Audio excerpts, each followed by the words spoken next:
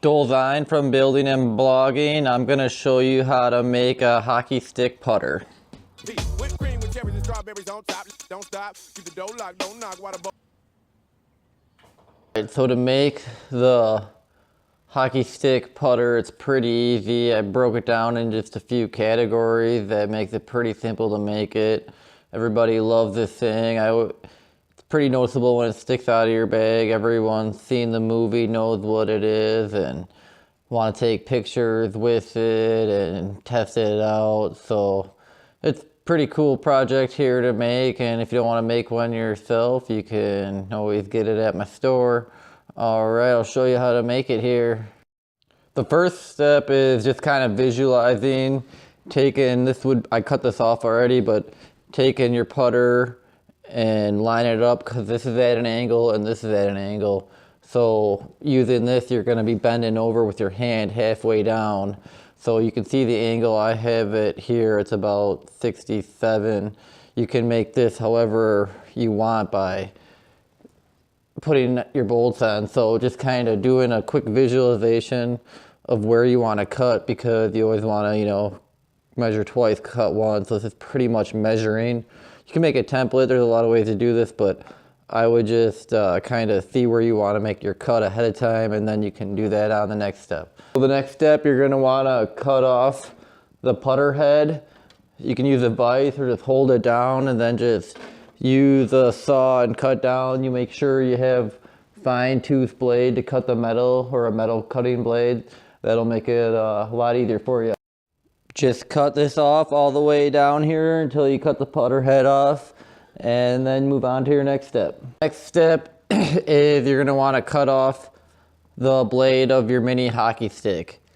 I just made a straight cut down where you can see that blade would be coming up, and then all I did was take the saw and cut all the way down. When making cuts, always make sure to sand everything off, pretty common stuff, but yeah, you just want to make sure it's all good before you paint it. The next step is drilling.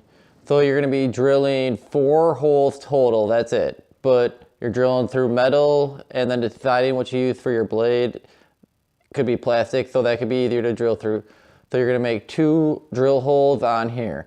This is metal, so it might take a while, but get the right bit, and you're going to want to have the right bit for the size bolt that you fit through here. So keep that in mind for the following step. So when you attach the blade to this, you have the right bolt and nut for the hole that you drill here.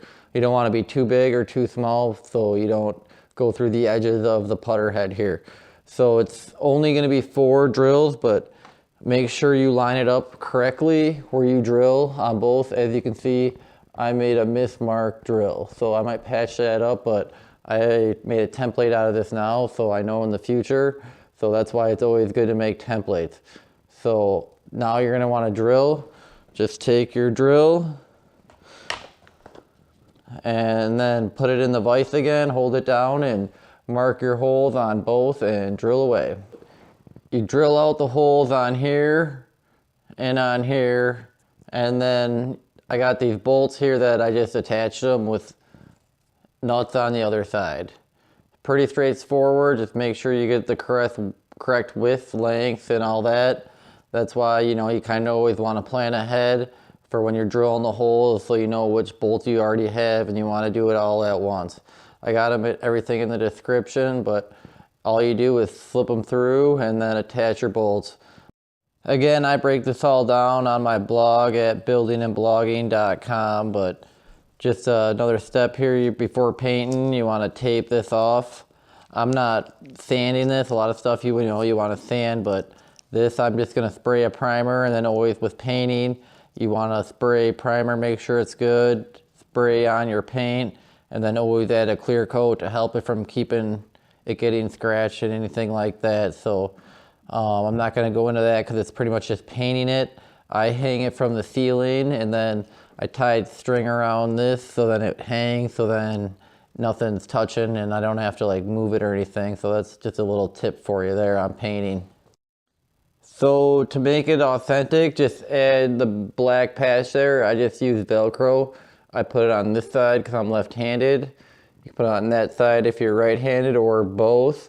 So if you like this video, give it a thumbs up, and you can subscribe right here if you haven't before. And for the whole description, check out the blog. And until next time, don't stop till the door is locked. With this thing, I'd hit it soft. There you go. The last one I hit